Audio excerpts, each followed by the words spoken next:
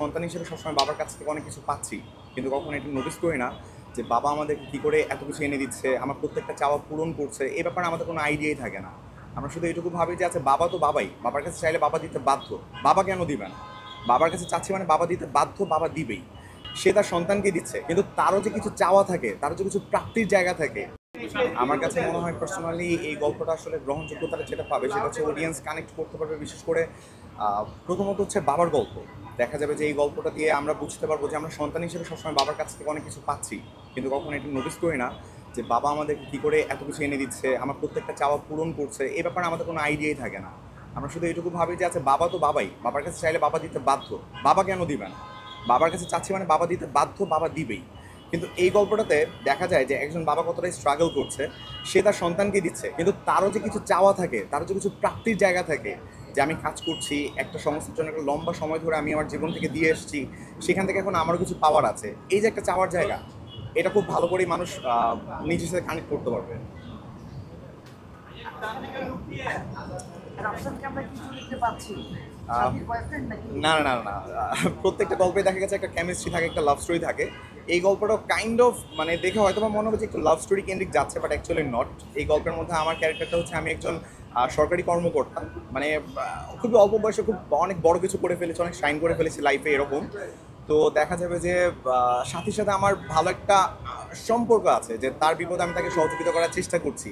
কিন্তু আসলে চেষ্টা করলেও না হয়ে উঠছে না, কারণ আমার উপরও তো অনেক মানুষ আছে যাদের জন্য হয়তো আমি পারছি না। মানে ব্যাপারটা কাইন্ড অফ বলতে গেলে ওই যে হয় না যে বলে যে কথাটা আসলে বলা উচিত কিনা যায় না, রাজনীতির যে ব্যাপারটা আর কি, এটা এখানে অনেক ভালো রকমভাবে বোঝা যায়।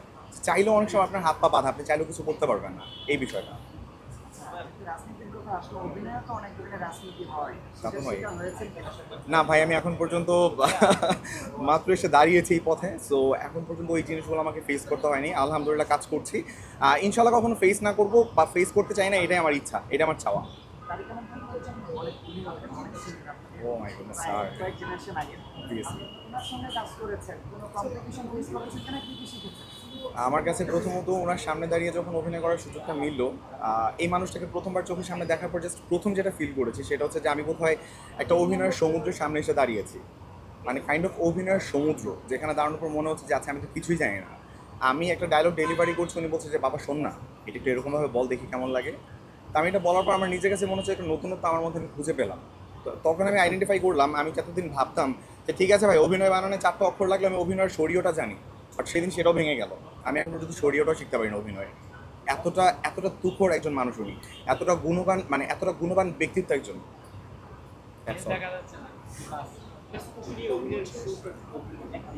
আচ্ছা আমি হচ্ছে অভিনয় শুরুটা কি করে।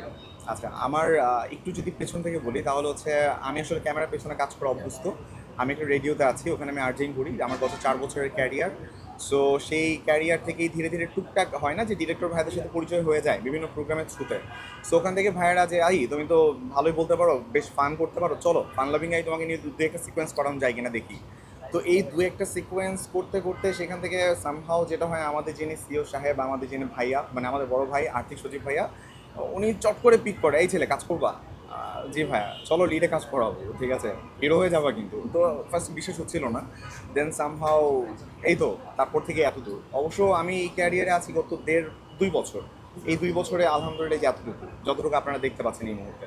অভিনয় কিন্তু সবাই মানে প্রথম বলে এই পেশার কোনো নিশ্চয়তা নাই, সেক্ষেত্রে আপনি এই পেশায় আসলেন কেন? বিষয়টা হচ্ছে কি যে আমি একটু একটু মানে কি বলে মানে ফিল্মি লাইফ লিড করতে পছন্দ করি। 3 ইডিয়ট সিনেমাটা দেখছি না আমরা? 3 ইডিয়ট সিনেমাতে কিন্তু আমির খান একটা কথা বলে যে লাইফে ওইটা করবি যেটা তোর সুখ মিলে, আনন্দ মিলে। তুই যখন একটা কাজ করবি তোর জন্য মনে হয় তুই খেলতেছিস, তুই হাসতেছিস। তো আমার কাছে মনে হয় যে যত কিছু হোক আমি এটার সাথে নিজেকে কানেক্ট করতে পারি। হয় না যে এতগুলো মানুষ সেটা থাকে, সবার সাথে গল্প করছি, আড্ডা দিচ্ছি, একদম প্রোডাকশন থেকে ধরে আমরা যারা পর্যন্ত আছি, মা বাবা পর্যন্ত যারা আছে, খুব মাস্তিতে দিন কাটছে। সো এর থেকে ভালো আমি আর কি করতে পারবো, এর থেকে ভালো আমাকে আর কি সম্ভব। আচ্ছা, একটু তাহলে অন্য প্রসঙ্গে চলে যাই। শিওর। প্রেম করেছেন কয়টা? প্রেম করেছি কয়টা করেছি, 3-4টা।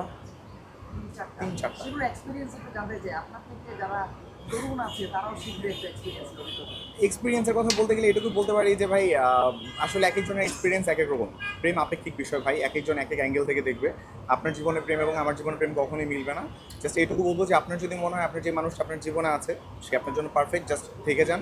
আর যদি মনে হয় হচ্ছে না তাহলে নিজের মতো করে ডিল করুন। এটা নিয়ে আমার কোনো কথা বলার নেই। 3-4টা প্রেম করে ফেলেছেন, অনেকে তো একটাও করতে পারছে না, তাদের উদ্দেশ্যে কি টিপস দিবেন? ভাই এই যে 25 থেকে 26 বছর বয়সের মধ্যে আছে, এখন যদি হচ্ছে 3 থেকে 4টা প্রেম করতে না পারি, জেনারেশনও আমার দিকে থুতু ছিটাবে। সেটা কি উচিত? যারা একটাও করতে পারেনি তাদের উপর তো মানুষ থুতু ছিটাবে, তাহলে তাদের না না না, যারা এখন পর্যন্ত একটা করতে পারেন আমি তাদেরকে এটুকু বলবো যে ভাই আপনি স্টিল থাক ওয়াট না বলিস, আর এটুকু বলবো যে অনেক ভালো আছেন, স্টিল অনেক ভালো আছেন। হয়তো বা আফসোস কাজ করে যে ভাই জীবনে একটা প্রেম আসলো না, কিন্তু প্রেম যে আসে নাই এর জন্য বলবো যে আপনি এখনো লাকি যে আপনি ভালো আছেন। প্রেম আসলে কিন্তু ভাই জীবন দামা দামা। এই যে মানে অনেক কিছু আছে বলতে পারতেছি না, উচিত না, ঠিক আছে বারে বাদ দিই। আচ্ছা, প্রেমের সংজ্ঞাটা কি আপনার কাছে? আমার কাছে প্রেমের সংজ্ঞা মানে হচ্ছে একজন মানুষকে কেন্দ্র করে পুরো আপনার আপনার পৃথিবী। যে একজন মানুষ যাকে কেন্দ্র করে আপনি হাসছেন, যাকে কেন্দ্র করে আপনার মন খারাপ, যাকে কেন্দ্র করে আপনার ভালো থাকা, সব কিছু একজন মানুষকে কেন্দ্র করে হয়। প্রেমের ব্যাপারটা এরকম হয়। কয় নম্বর গার্লফ্রেন্ড মানে আপনার কাছে বেশি ফ্লেক্সিবল মনে হয়? আসলে ফ্লেক্সিবল বলতে না, মানে প্রেমের ব্যাপারে ফ্লেক্সিবল হয় না। প্রত্যেকটা ছেলে যখন প্রেমের সম্পর্কে জড়ায় তার কাছে মনে হয় ওটা তার জীবনের প্রথম প্রেম। সো ওখানে ওই প্রথম, দ্বিতীয়, তৃতীয় ওটা নির্বাচন করা যায় না। ওই যখন যে ছিল তাকে আমার কাছে বেস্ট মনে হয়েছে। So you right. আপনাকে জানতে চাই, সামনে অভিনয় নিয়ে আপনার পরিকল্পনা কি? এখন পর্যন্ত মানে